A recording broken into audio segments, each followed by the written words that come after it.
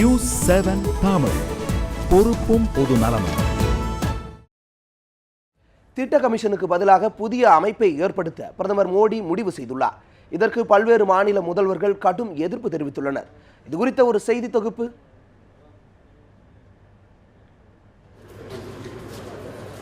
தற்போதுள்ள திட்ட கமிஷன் 50 ஆண்டுகளுக்கு முன் அமைக்கப்பட்டது எனவும் அதனை தற்போதுள்ள சூழ்நிலைக்கு ஏற்ப மாற்றி அமைக்கப் போவதாக பிரதமர் மோடி அறிவித்துள்ளார். இது தொடர்பாக கருத்துக்களை கேட்க அனைத்து மாநில முதலமைச்சர்கள் கூட்டத்தையும் மோடி கூட்டியுள்ளார். இதற்கிடையில் மோடியின் இந்த முடிவுக்கு பல்வேறு எதிர்க்கட்சிகள் கண்டனம் தெரிவித்து உள்ளன. குறிப்பாக மேற்கு வங்க முதலமைச்சர் மம்தா பானர்ஜி தலைமையிலான திரிணாமுல் காங்கிரஸ் கட்சி கடும் எதிர்ப்பை தெரிவித்துள்ளது.